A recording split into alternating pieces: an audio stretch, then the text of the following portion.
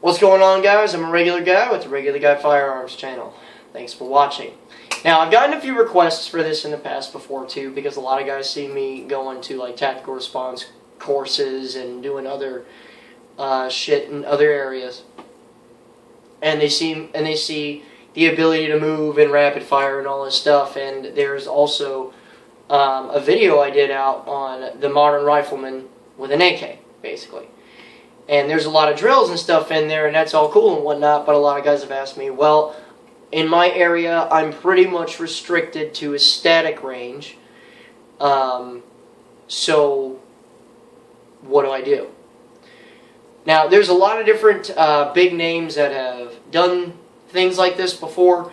I just kind of devised my own little system, because for me, I do a lot of training outside of the static range arena, I guess you can say. So what I generally end up doing is, as far as like a in the meantime type deal, once every couple of weeks I come in and I'll shoot somewhere around 100 rounds, right? And what I do is, one, I try to use all of the target, and two, I try to do as much as possible to do a bunch of self-diagnosing. Meaning, where am I at right now with a handgun? Okay, so that's what all this is designed to do. Now, obviously, if you do this at a static range, there are going to be some issues. A lot of static ranges have a problem with rate of fire, meaning some of them get as gay as about like a round every 4 seconds. Some don't want you to draw from concealment. Some don't want you to drop a magazine on the ground and charge a new one in there. I've gotten chewed up before by a dude that saw me doing malfunction clearance with snap caps before. So you really have to understand what you're getting into and what the rules are for this range. Because remember, these rules are not for you, they're for keeping the owner of the business out of court. Now, where I went actually has a problem with drawing from concealment.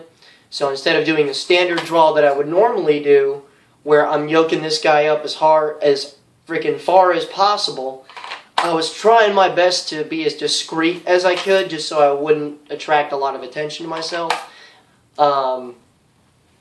So there's that. They do not have a problem with rate of fire, because they rent submachine guns. Now, as far as indoor static ranges are concerned, I would find ones that rent submachine guns, just because generally they don't have a problem with rate of fire and whatnot.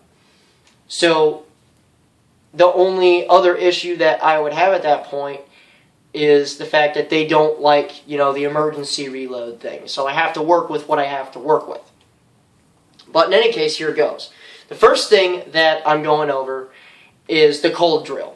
That's at least what I call it. There might be other formats of it out there, but this is what I call it. It's called a cold drill, where the second you set your stuff down, the second you get ready to take your, basically when you're done pulling the freaking kill people ammo out of your carry handgun and throwing that full metal jacket, first thing you do is come straight out of the holster, fly out of that thing, and put 5 rounds in a high center of chest as fast as possible.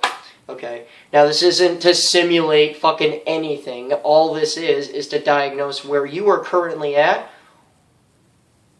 when you're 100% cold, going from 0 to 200 miles an hour. That's all it is. You can do another rep if you want, but you really got to pay attention to the first 5 rounds that come out of the gun. Because when you see the target here, you'll see that it's kind of like open in the chest area.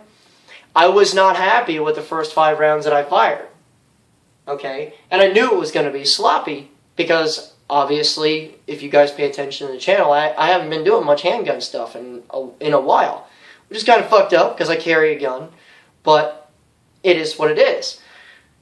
But it's supposed to make you figure out stuff and make you figure out, okay, this is where I got to go train now. So, without further ado, here's a cold drill.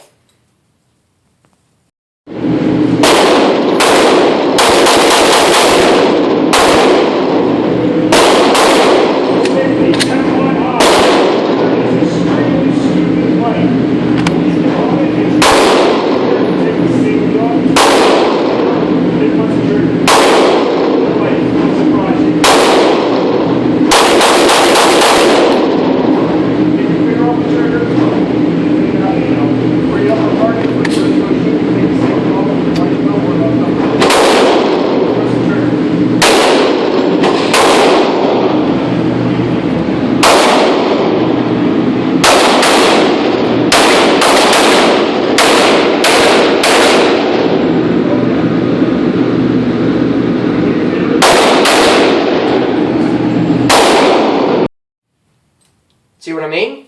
Once I reeled the target back in, I fired 10 rounds, but the first 5 were off to the right.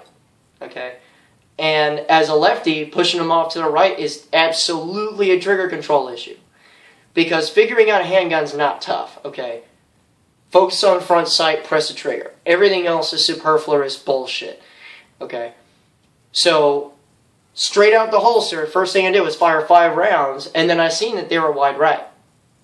And then I shot another 5 rounds because I was fucking pissed off at myself for not getting that down.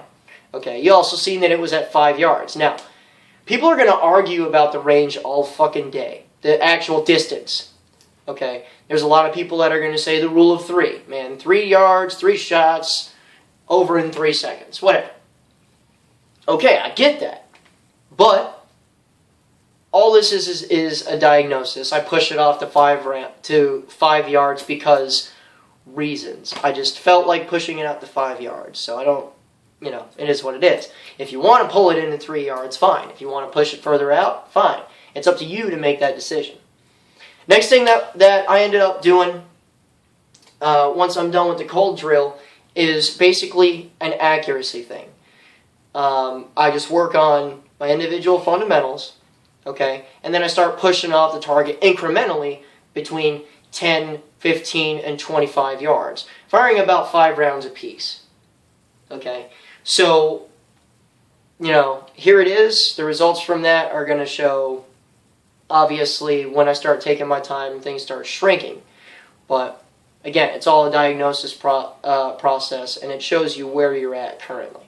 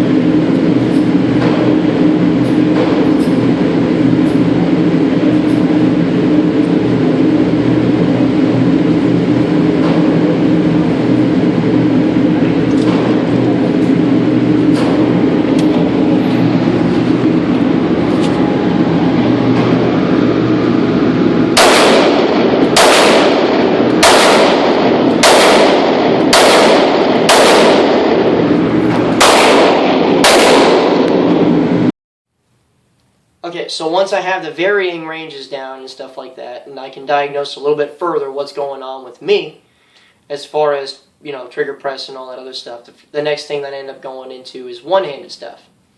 Now, for some really stupid fucking reason, I decided that I was going to record right-handed, one hand only, and not left hand, okay?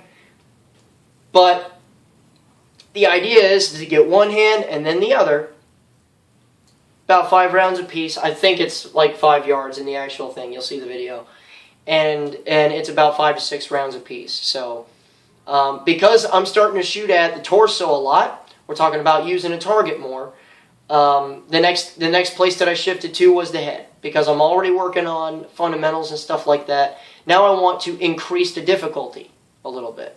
So obviously I'm going to do one-handed, and then I'm going to do the other hand, and we have to incorporate support side shooting, because this is the one that graduated college, and this is the one that dropped out of high school. Okay, smart hand, dumb hand. So we have to get the dumb hand to work if we absolutely have to. So we need to get the reps in. Either way, here it is. The video's only got my right hand, but you'll see the results.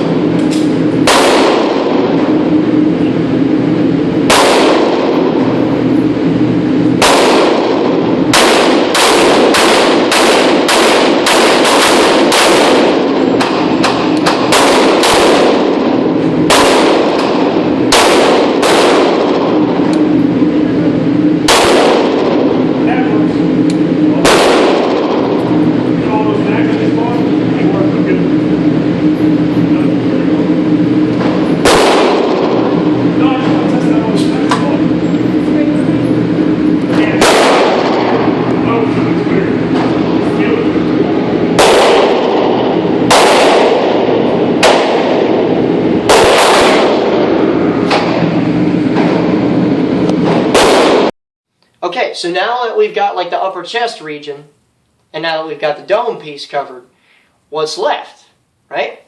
A lot of targets are set up in a qualification format, where they have different zones with different point values and all kinds of stuff. Once I've got like the main diagnostics of fundamentals and stuff down, what I start doing is increasing the difficulty further. I'm staying at the range that I had before. The only thing that I'm doing now is I'm trying to shoot the individual numbers. Like for instance, if you paid attention to the target, you'll see that like the shoulder region has a number 5 on it, right? You start getting into the lower torso region and you'll see different numbers and stuff there also. So what I'm trying to do is hit the exact number, the number 5, the number 5, the number 7, the number fucking 8, whatever it is. I'm trying to put one round on them individually, right? And at that range, even though there's not much variance, you can tell if you're slightly off to the right, if you're slightly off to the left, or whatever, you have trigger control issues. If you strike the number, great. But at that range, that between 5 and 7 yards is pretty much where a pistol can be laser fucking accurate, meaning mechanical differences and stuff that'll set it aside from anything else are void, meaning 100% of what happens is up to you. It's similar for like a rifle at 25 yards, where I don't give a fuck if it's an AK-47, an AR, FAL, whatever. At that range, making the bullets touch is entirely upon you. So there's no mechanical anything that could give you an excuse, basically. So we'll see the results from that here in a second as well.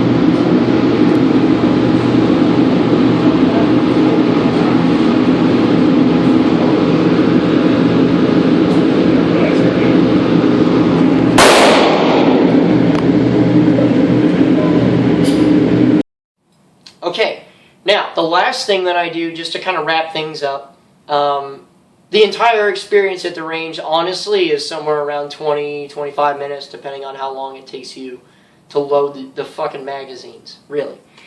But the final thing that I do, once I've covered pretty much as much of the target as possible, is either one of two things. If I'm trying to put a very heavy emphasis on accuracy, I'll find the white spot above the silhouette and try to make a happy face at 5 or 7 yards. This time it was 5 yards, right?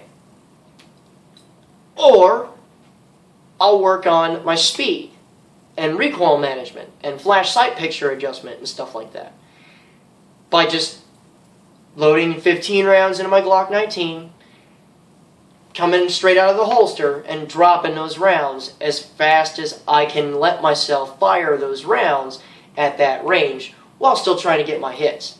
This time around I decided to side with speed over extreme accuracy.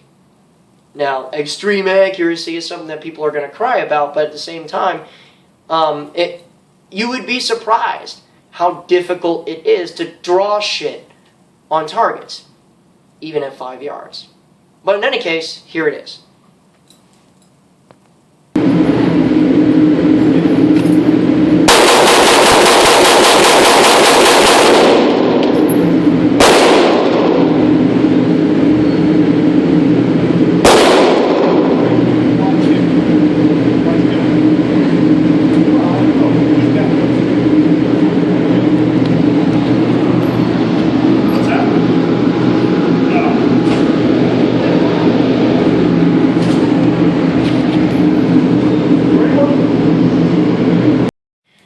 Alright, so that's just one method that that I end up going about my static range practice and stuff. Obviously, there's different stuff that we can do for different situations and whatnot.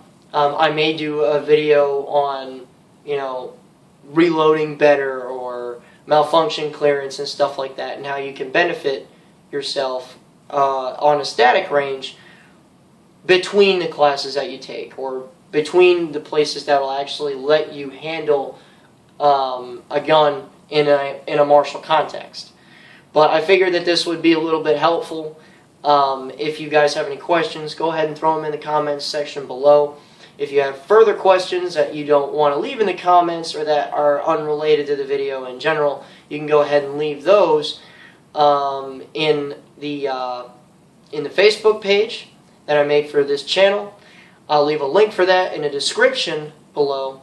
And remember, guys, a regular guy's firearm is the last defense against tyranny. Be easy.